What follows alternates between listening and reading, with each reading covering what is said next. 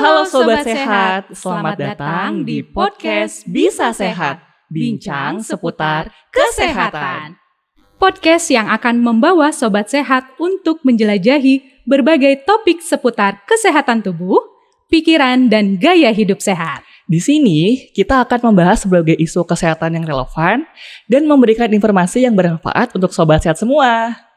Apakah Sobat Sehat ingin tahu lebih banyak tentang menjaga tubuh tetap sehat, atau mungkin ingin mengetahui tips menjaga kesehatan mental di tengah kesibukan? Kami akan mengajak Sobat Sehat untuk berbincang nih dengan berbagai ahli, profesional medis, serta orang-orang yang berpengalaman yang memberikan wawasan yang Sobat Sehat butuhkan. Saya Gira Lugina. Halo, saya Endi Sandika. Kami dari UPT Layanan Kesehatan Klinik Pratama UPI.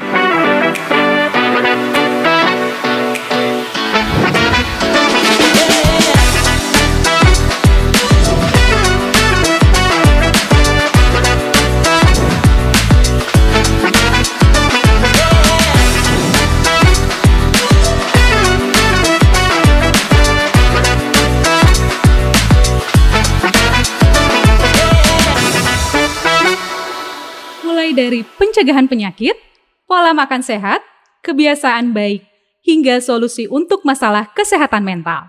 Kami akan mengeksplorasi semua hal yang dapat membantu Sobat Sehat menjalani hidup sehat yang lebih sehat dan bahagia.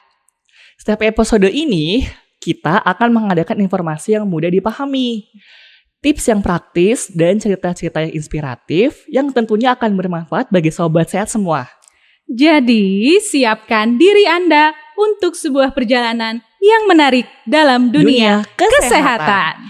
Nah, di dalam episode kali ini, Kak Gira, kita akan membahas tentang kampus sehat. Oke. Jadi, sebelum kita mulai podcast ini kan, aku sama Kak Novi itu pergi nih, kita jalan-jalan ke UPI, ke sekitar kampus UPI. Ya. Dan pas saat kita wawancara, masih banyak banget loh Kak yang belum mendengar apa itu kampus sehat.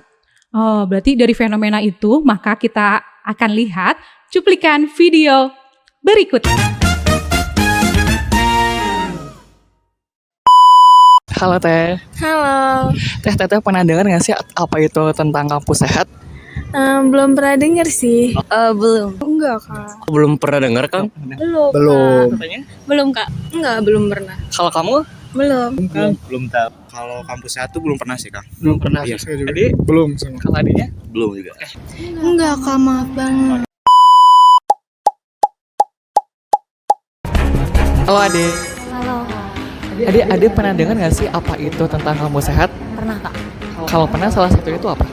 Kawasan tanpa alkohol dan juga tanpa narkotik. Untuk aman asap dan aman untuk kesehatannya itu aja. Jadi yang Bapak tahu itu salah satunya itu dilarang merokok di lingkungan kampus, seperti itu Pak ya? Iya. Pernah Kalau pernah, salah satunya apa Teh? penerapan kawasan zero tolerance sama tidak adanya kekerasan seksual sama bullying, terus asap rokok juga. Oke, kalau gitu makasih ya Teh. Sama-sama. Baik, itulah video singkat bahwa Civitas Academy belum banyak mengetahui ya tentang kampus sehat itu sendiri. Tanpa berlama-lama lagi, kita langsung saja ke tema bincang kesehatan kami hari ini, yang pastinya seru seputar kampus sehat ditemani oleh para tamu yang luar biasa. Bersama dengan Profesor Dr. Agus Rahayu MP, beliau adalah Wakil Rektor Bidang Inovasi, Kebudayaan, dan Sistem Informasi, sekaligus Ketua Tim Kampus Sehat UPI. Selamat siang, Prof. Selamat siang. Oke, baik. Bagaimana kabarnya, Prof? Alhamdulillah. Baik. Baik Kak Gira, kemudian kita ditemani nih oleh Dr. Lucky Angka Wijaya Roring MPD. Beliau adalah dosen di Fakultas Kedokteran sekaligus Wakil Ketua Tim Kampus Sehat UPI. Halo, selamat siang Dr. Lucky. Selamat siang. Bagaimana Dok kabarnya? Alhamdulillah, baik. Baik. Oke. Tamu kita kali ini nih Kak Gira akan berbagi wawasan mengenai tentang kampus sehat kali ini. Ya. Oke, berangkat dari fenomena ya. Betul. Dari video tadi bahwa memang paparan mengenai tentang kampus sehat tuh belum banyak mengetahui. Betul, baik, karena sekali, sudah Kak. datang dengan narasumber kita untuk pada siang hari ini, mari kita bahas dulu untuk kampus sehat itu sendiri, Prof. yang bisa dipaparkan untuk di Universitas Pendidikan Indonesia. Kira-kira kampus sehat itu apa sih, Prof? Iya. Iya. Pertama, saya ingin menekankan adanya tuntutan kebutuhan, ya, pemenuhan standar kampus pada universitas berkelas dunia. Wow, luar biasa ya. Antara lain Ya. di perguruan tinggi dunia itu dikenal dengan Health Promoting University. Oke. Nah, saya saat ini membantu Pak Rektor ya di area inovasi, kebudayaan, dan sisi informasi. Di Ya. dalamnya mengkoordinasikan penyelenggaraan kampus sehat. Oke. Oleh baik. karena itu saya sebagai Warek bidang IKSI gitu ya memiliki kebijakan dan atau mengembangkan kebijakan, salah satunya peningkatan komitmen Ya. dan kapasitas UPI untuk Wow. mendukung Iya. mutu implementasi kampus Oke. sehat. Luar biasa, berarti mulai dari berangkat dari kebutuhan dunia. Betul. Setelah dari situ juga Universitas Pendidikan Indonesia adalah sebagai salah satu bahan. Ya. Nah, dari situlah kita akan berangkat kenapa adanya kampus sehat itu tersebut. Betul. Mengenai tentang kebijakan nih, tadi sudah mulai disinggung-singgung nih dari Pak Warek. Mangga, mungkin untuk kebijakannya itu apa penerapan, Dok? Prof, mohon maaf, dengan Universitas Pendidikan Indonesia ini. Tentu Pak Rektor ya memiliki komitmen yang kuat ya, dan komitmen itu sudah dituangkan ya secara resmi ya, secara tertulis dan beliau tanda tangan ya. Itu 1 tahun yang lalu ya, Dr. Luki dan saya bersama-sama Dr. Luki dan atau tim lainnya ya ditugaskan oleh Pak Rektor untuk mempersiapkan dan atau mengembangkan sistem kampus sehat di UPI. Oh ya. Dan kemudian menuangkannya dalam pedoman kampus sehat UPI yang secara resmi dituangkan dalam keputusan rektor ya, Pak Dr. Luki, peraturan rektor maksud saya. Kemudian berdasarkan pedoman itu diturunkan sejumlah peraturan turunannya. Dan sebagian sudah disusun, ditetapkan ya. Antara lain penetapan kampus UPI sebagai area zero toleran ya. Rokok dan sejenisnya. Kemudian alkohol, judi online, perundungan, dan kekerasan seksual. Oke, baik. Berbasis tentang program nih. Ada pakar dari wakil kampus sehat itu sendiri nih. Ini kita kumpas tuntas juga ya, Prof, kita bincang-bincang hari ini. Silakan Kak Endis. Jadi saya izin bertanya nih, Dok. Jadi kan Prof Agus tadi sudah menjelaskan, Dok ya. Kemudian saya mau bertanya nih, sebenarnya apa saja sih, Dok, program utama yang termasuk dalam inisiatif kampus sehat di UPI itu? Ya, baik. Terima kasih, De Endis ya. Jadi tadi sudah disampaikan bahwa kampus ya, di kampus, berbagai kampus di dunia itu memiliki program Health Promoting University. Ya, artinya bahwa ada program Health Promoting itu kan artinya mempromosikan ya, universitas berupaya untuk meningkatkan kesehatan. Ya, kesehatan warganya tentunya ya, yaitu para pimpinan, dosen, tenaga kependidikan dan mahasiswa. Jadi itu bagian dari kegiatan Health Promoting University. Nah, dalam komitmen yang telah ditandatangani oleh Pak Rektor mengenai UPI menyelenggarakan kegiatan kampus sehat, itu ada 8 ya. 8 bidang, 8 area ya. Yaitu pertama adalah tidak lupa juga adalah untuk meningkatkan literasi kesehatan. Literasi kesehatan dengan cara menerapkan atau mengimplementasikan 8 bidang kegiatan. Yang pertama adalah area aktivitas fisik, ya, aktivitas fisik. Kemudian juga yang kedua adalah konsumsi gizi, ya, konsumsi gizi seimbang. Yang berikutnya yang tidak kalah penting ya adalah kesehatan mental, ya. Kemudian yang keempat adalah area bebas dari narkoba dan produk tembakau serta alkohol. Selanjutnya area bebas dari kekerasan, perundungan, dan pelecehan. Ya, itu juga merupakan bagian dari program ya dari Kampus Sehat ini. Selanjutnya adalah pengelolaan lingkungan lingkungan hidup yang sehat, ya, aman dan ramah disabilitas. Ya. Kemudian yang keenam adalah deteksi dini masalah kesehatan, dan yang ketujuh adalah kesehatan reproduksi. Ya, jadi perlu diingat bahwa menurut definisi WHO ya, sehat itu kan ada 3 domain ya, ada sehat jasmani, rohani dan sosial. Ya, sehingga itu tercakup semua program-program untuk terhadap 3 domain kesehatan itu, yaitu sehat jasmani, rohani dan sosial. Ya. Itu mungkin dari 8 program itu kita bahas 3 dulu aja mungkin ya Prof ya untuk mengenai hal ini. Yang bisa kita ambil yaitu tentang aktivitas fisik nih Prof. Karena ini kan sebenarnya sudah berjalan dan ini akan menjadi membudaya begitu. Dan setelah dari kebijakan-kebijakan itu kita akan kupas juga dan bagaimana sih penerapan dari kebijakan dari Universitas Pendidikan Indonesia mengenai tentang aktivitas fisik ini itu sendiri, Dok. Prof. Iya. Jadi saya ingin menyampaikan ya bahwa tadi kan ada kebijakan ya yang sudah dirumuskan dan atau ditetapkan ya secara resmi. Kemudian ada program tadi yang sudah diidentifikasi juga ditetapkan gitu ya. Nah, selanjutnya bagaimana program itu diorganisasikan pelaksanaannya. Secara organisasi di tingkat universitas itu dibentuk dan atau ditetapkan tim kampus sehat.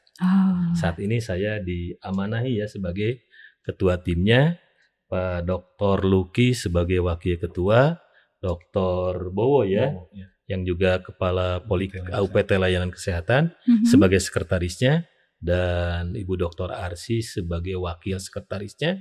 Kemudian ada ketua-ketua bidang yang direkrut ya sesuai dengan kompetensinya. Baik. Di tingkat unit, baik unit akademik maupun unit administrasi dan atau unit lainnya dibentuk satuan tugas. Nah, tim kampus sehat, satuan tugas nanti berkoordinasi dengan pimpinannya. Kalau kami kan berkoordinasi dengan Pak Rektor ya. Juga kalau satuan tugas di unit itu berkoordinasi dengan pimpinan unitnya. Nah, dalam keputusan Rektor tentang penetapan kampus UPI sebagai area zero toleran ya.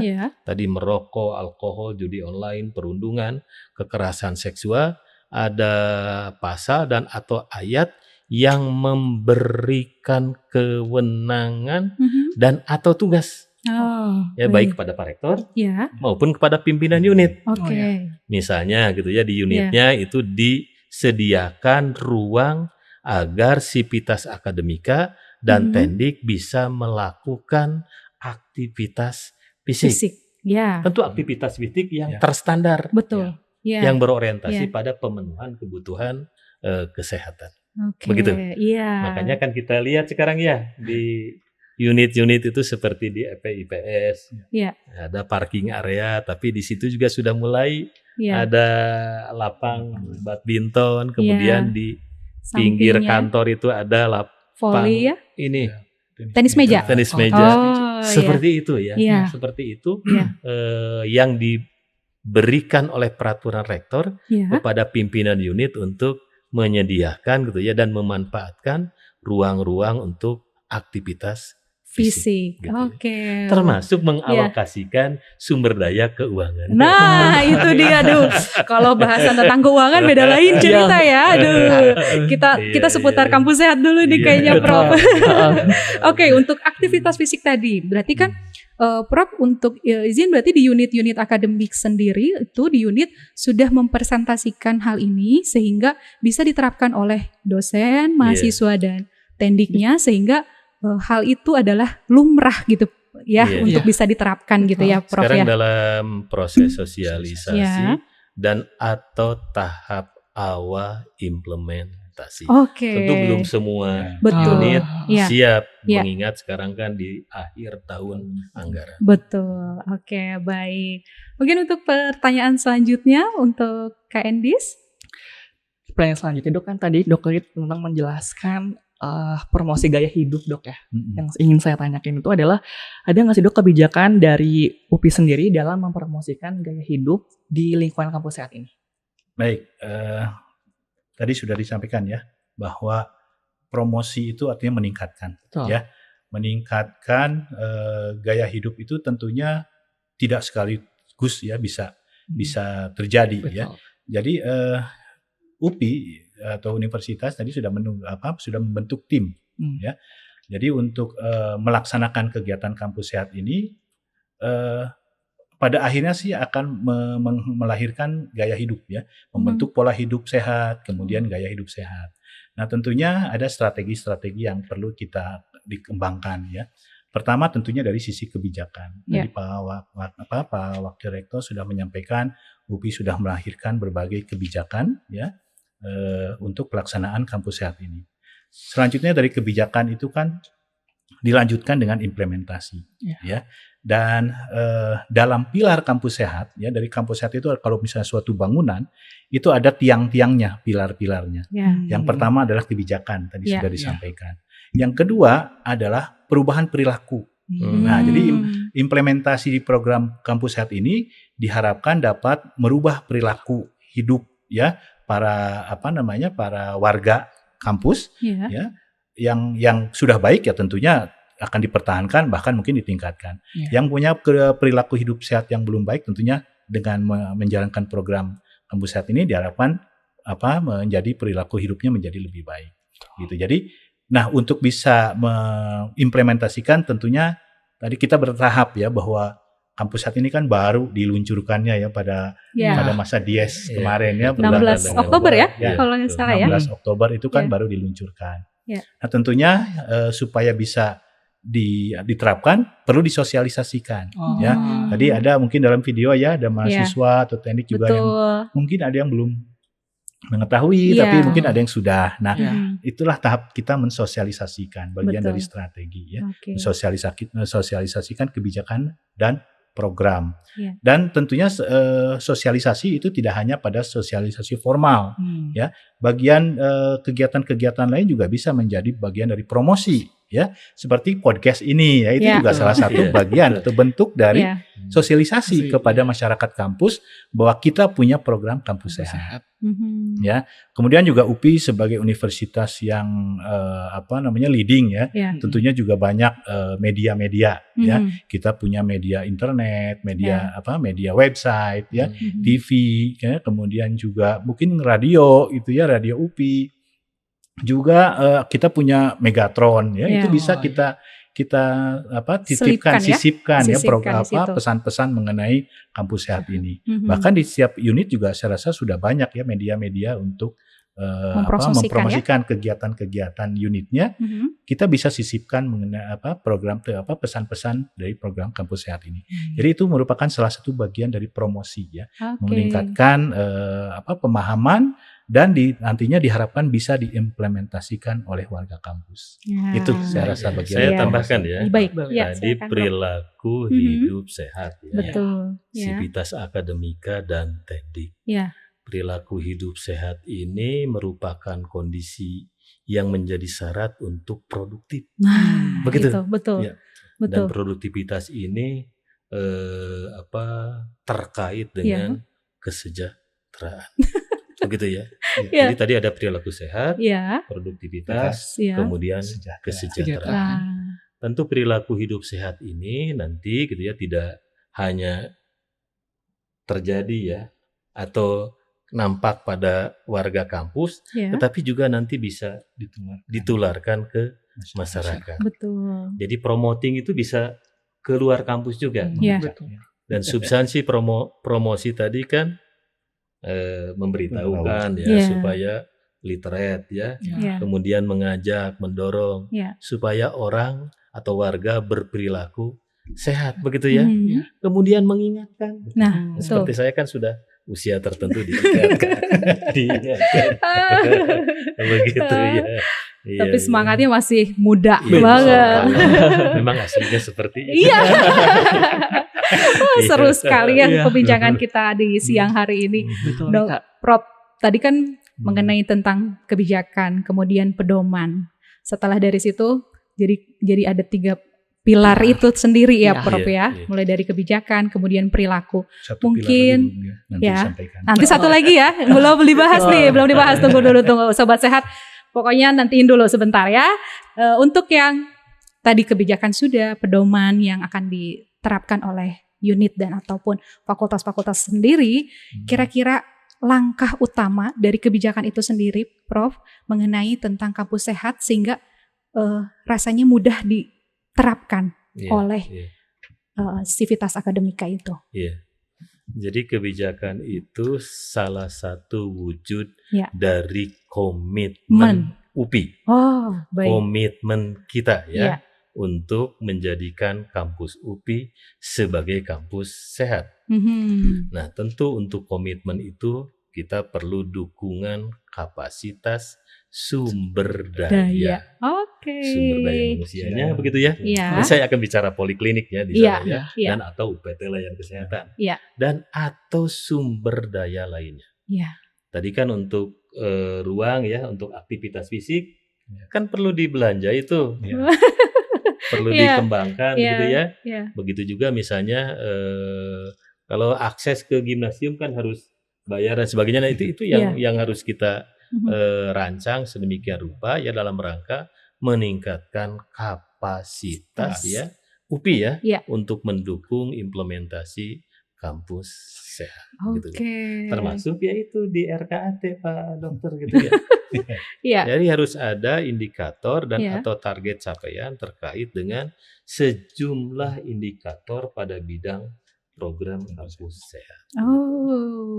Berarti tidak hanya di universitas atau di unit saja yang sudah mempersiapkan hal itu, tapi minimal dari kebijakan dari universitas sendiri sudah mau merancang ke arah sana sehingga dia bisa diimplementasikan di unit dan fakultas-fakultas lainnya gitu. Nah, tadi sudah aktivitas fisik nih. Kira-kira Prof tadi dari Dok ada 8 program. Jadi untuk yang kedua itu tadi ada deteksi dini untuk penyakit tidak menular ya. Mungkin kira-kira yang bisa diterapkan dulu atau sobat sehat yang perlu tahu itu mengenai hal itu tentang apa sih, Dok? Terima kasih Bu Gira ya. Tadi bahwa dalam program kampus sehat itu ada beberapa ada 8 kegiatan tadi. Yang berikutnya adalah kegiatan aktivitas fisik itu ada mengenai deteksi dini deteksi dini penyakit dan bagaimana penanggulangannya. Ya, kita pahami sekarang ya bahwa Indonesia itu sekarang mengalami burden of diseases beban penyakit. Betul. Beban penyakit yang pertama adalah bahwa penyakit menular yang sudah lama terjadi belum terselesaikan yaitu misalnya penyakit malaria khususnya di wilayah Indonesia Timur, daerah pantai, kemudian penyakit TBC itu juga masih menjadi beban penyakit juga bagi kita yang masih belum terselesaikan. Dan beban yang kedua adalah munculnya peningkatan penyakit-penyakit tidak menular. Penyakit-penyakit tidak menular itu diantaranya adalah penyakit-penyakit diabetes, penyakit-penyakit metabolik diabetes mellitus, kolesterol, hipertensi, peningkatan kasus keganasan dan sebagainya. Dan sebetulnya penyakit-penyakit tersebut adalah jenis penyakit atau penyakit tidak menular yang bisa diminimalisasi resikonya atau dikurangi resikonya dengan perubahan gaya hidup pola hidup sehat tadi. Di antaranya salah satu bentuk kegiatan pola hidup sehat adalah deteksi dini.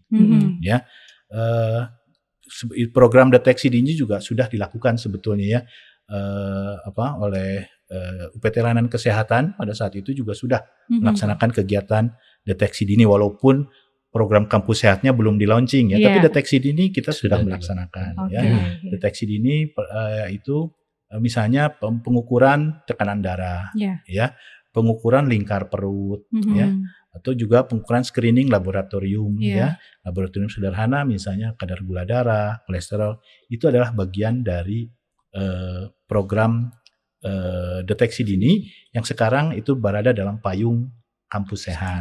Jadi lebih ditingkatkan lagi. Yang Oke. sudah kita laksanakan itu bisa Ya. lebih ditingkatkan lagi, ya. Oke. Dan mungkin tidak terlalu sulit ya pengukurannya, misalnya yang sederhana saja, Mhm. pengukuran antropometrik ya, Mhm. ya, berupa lingkar perut, tinggi Mhm. badan, berat badan, indeks massa tubuh ya. Mhm. Itu juga merupakan satu bagian dari deteksi dini. Mhm. Kalau tidak salah bulan kemarin ya, UPT Layanan Kesehatan baru ya Iya, melaksanakan betul. Iya, kegiatan. Nah, itu bisa menjadi database bagi kita ya, betul. Iya. bahwa kondisi kesehatan masyarakat kampus kita misalnya Mhm. kemarin kalau tidak salah hampir 50% ya, lebih dari 50% Iya. itu berat badannya lebih Over. ya. Dilihat dari lingkar Overwork. perutnya itu Iya, dari data dari antropometri. dasar data itulah kita bisa bergerak. Ya. Oh, berarti kita targetnya tahun depan adalah bagaimana Ya, upaya. upayanya yang bisa dilakukan untuk menurunkan ya Ya. lingkar perut para warga UPI Nah, gitu ya. betul. Sederhana saja. Iya, Ya melalui kan itu saling keterkaitan ya, iya, betul. melalui aktivitas fisik Nah, gitu. Itu gitu. adalah bagian dari kesehatan. Kemudian juga baru ini juga kalau tidak salah PPKS dan bagian kesehatan reproduksi Mhm. sekarang akan mendeteksi juga ya, mendeteksi HIV Oh, HIV. ya. iya. Itu juga bagian dari upaya Deteksi kita dini untuk ya. deteksi dini, pencegahan supaya tidak semakin menular menyebar kemana-mana. Iya. Kemudian juga screening pap smear ya, kita Ya, juga pernah melakukan betul. pap smear. Nah itu Betul. juga merupakan bagian dari deteksi dini. Oke. Itu ya, jadi untuk meningkatkan kesehatan. Iya. Dari deteksi dini memang di situ kita akan ketemu masalah mungkin Betul, ya, ya. Dok. Dari situ kita diangkat masalahnya kita kalau penyakit sih kayak bom waktu mungkin ya, Dok ya. Ya. Lama-lama didiamkan, lama-lama ya akhirnya komplikasi kemana-mana. Betul. Itu yang menyebabkan dan mengurangi mungkin ya sobat sehat di rumah untuk mencegah bagaimana sih penyakit tidak menular itu gitu. Ya, aduh cukup menarik nih untuk hal itu. Ya. Aku mau bahas dikit dong Prof tentang ini nih. Kan kebijakan tentang area zero ya. Ya, Zero toleran mengenai tembakau, kemudian asap rokok ya, rokok Iya, gitu ya. sejenisnya, Dan betul. sejenisnya seperti alkohol. Mungkin kebijakan dari Universitas Pendidikan sendiri mengenai hal ini bagaimana, Prof? Itu sudah dituangkan Mhm. dalam keputusan dan atau peraturan rektor ya, Mhm. bertepatan dengan saat launching kampus Ya. sehat di UPI ya. Iya. Tinggal bagaimana komitmen seluruh warga UPI ya, dalam hal ini Sivitas Akademika dan atau Tendik dan atau pimpinan gitu ya, mewujudkannya ya Mhm. dalam bentuk keputusan dan atau tindakan yang relevan. Oke. Begitu. Iya. Berarti untuk yang relevannya kalau kasarnya tidak ada punishment mungkin ya begitu, Prof? Ataupun dari luar maupun pihak kampus saat sendiri? ini kami memilih pendekatan edukasi. Iya. Ya, Oke. Pak. Betul. Tentu ke depan sesuai dengan pedoman kampus sehat itu Ya. ada peraturan turunannya yang akan kami kembangkan. Begitu. Akan ada peraturan turunannya yang akan kami kembangkan. Saya ingin menegaskan bahwa tadi di samping peningkatan komitmen Iya. juga ada peningkatan kapasitas. Ah. Seperti misalnya kalau poliklinik ya saat ini ya posisi dalam OTK itu sebagai UPT. Betul. Kemudian kategorinya juga kan apa? Dokter kemarin Pelaksana tuh. ya. Kalau klinik Pratama ya, Mas. Iya. Nanti mungkin dikembangkan. Nanti Mhm. ditingkatkan Mhm. gitu ya kategorinya. Karena itu menyangkut kewenangan. Wah. Kalau saat ini misalnya UPT, Iya. nanti bisa saja dikembangkan sebagai legal entity sendiri. Hmm. Bisa sebagai unit akademik Ya. atau unit komersial. Tentu ini sesuai dengan perkembangan kebutuhan implementasi tidak hanya program kampus sehat, Ya, betul. tetapi juga tadi kan ya unit-unit pendukung untuk fakultas kedokteran dan atau fakultas-fakultas yang membutuhkan dukungan gitu ya, poliklinik dan atau unit layanan kesehatan. Oke, seru banget nih. Jadi UPT layanan kesehatan Ya, loh. iya. Tadi yang dibahas Gitu tentang ya. klinik Pratamanya harus ditingkatkan nih kapasitasnya. Iya, iya. Dari situ nanti berangkat tiba-tiba jadi gimana ya? Nah, itu yang pilar ketiga. Oh, pilar ketiga kita mau bahas nih. Oke, sobat sehat. Ada pilar ketiganya, mari kita bahas dengan Dr. Lucky. Mangga, silakan. Ya, tadi sudah dibahas ya bahwa pilar kampus sehat atau bangunan kampus sehat itu ada tiga pilar ya. 2 pilar sudah, yaitu kebijakan dan perubahan perilaku. Nah, yang ketiga tidak kalah penting adalah layanan kesehatan. Ya. Jadi layanan kesehatan itu bagaimana unit layanan kesehatan itu bisa mengakomodir atau bisa memberikan layanan yang terbaik ya. Tidak hanya tadi bahwa kesehatan itu kan tidak hanya fisik. Betul, ya, tapi ada kesehatan mental. Nah, bagaimana kita menjaring ya mahasiswa, dosen, tenaga kependidikan punya masalah dengan mental, dikembangkan sistem rujukan. Ya, misalnya dari kita punya unit BKPK ya, itu untuk layanan kesehatan mental. Kemudian kalau misalnya itu ternyata perlu penanganan klinis, dikembangkanlah sistem rujukan ke layanan kesehatan ya. Jadi teman-teman yang di UPT Layanan Kesehatan ya siap-siap saja ya untuk menjadi unit yang melaksanakan ya, yang mendirikan menegakkan pilar ketiga ini yaitu layanan kesehatan. Ya mungkin tadi Pak WR sudah menyatakan mungkin akan dikembangkan ya. Mungkin akan menyiapkan klinik spesialis misalnya, klinik utama ya. Atau bahkan tadi untuk fasilitas pendidikan fakultas kedokteran kita akan menyiapkan rumah sakit pendidikan. Gitu. Jadi itu adalah bagian yang tidak terpisahkan dari bangunan kampus sehat itu sendiri. Gitu. Jadi bangunannya udah kokoh nih, udah ada dengan 3 pilar itu ya, Prof dan Dok ya. Jadi memang 3 pilar itu tidak lepas dari kampus sehat itu sendiri. Akhirnya gongnya itu adalah UPT Layanan Kesehatan sebagai media ataupun tempat rujukan untuk kampus sehat sendiri. Baik. Seru untuk obrolannya. Mungkin ada sedikit closing statement dari Prof. Agus Rahayu, mangga silahkan. Iya, baik ya teman-teman sekalian tadi ya, untuk mewujudkan komitmen itu kita secara individu dan atau kelompok dan atau institusi gitu ya, dalam setiap keputusan dan atau tindakannya gitu ya, ada yang berorientasi pada pemenuhan kondisi yang menjadi syarat agar UPI gitu ya dikategorikan atau mencapai atau melampaui sebagai kampus sehat. Bismillah lah gitu ya. Nanti juga terakhirnya alhamdulillah ya Prof. Baik, untuk terakhir dari closing statement dari Dr. Lucky, silakan. Ya baik, sebagai pernyataan penutup saya ya pada kesempatan hari ini, mari ya teman-teman semua ya, dosen, tenaga kependidikan, juga terutama mahasiswa nih ya. Mahasiswa kan adalah kelompok masyarakat kampus yang terbesar ya. Mari kita sama-sama wujudkan ya kampus sehat ini. Dengan mewujudkan kampus sehat ini kita akan lebih sejahtera ya. Sejahtera lahir, batin dan sosial. Dan mudah-mudahan ini juga akan menularkan kepada masyarakat di sekitar kampus dan pada akhirnya mewujudkan Indonesia yang sehat. Baik. Sebagai penutup, kita semua sepakat bahwa kampus sehat bukan hanya soal fasilitas yang memadai, tetapi juga tentang menciptakan lingkungan yang mendukung kesejahteraan fisik, mental, dan sosial kita. Sebagai mahasiswa, dosen dan seluruh sivitas akademi, kita memiliki peran penting untuk menjaga dan saling menciptakan budaya hidup sehat. Baik di dalam kampus maupun di luar kampus nih Kak. Mulailah dengan langkah kecil seperti menjaga pola makan, rutin berolahraga, dan yang tak kalah penting, memberikan perhatian pada kesehatan mental kita. Ingat, kesehatan adalah investasi terbesar yang bisa kita lakukan untuk mencapai kesuksesan dunia kependidikan dan kehidupan kita. Jadi, mari kita dukung dan mewujudkan kampus sehat secara bersama-sama.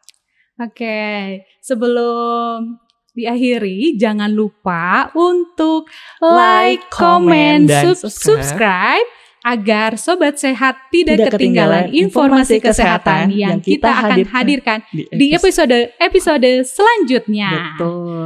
Kami mengucapkan terima kasih Prof, Dokter. Mungkin ada sedikit merchandise yang akan kita kasihkan untuk narasumber kita siang hari ini.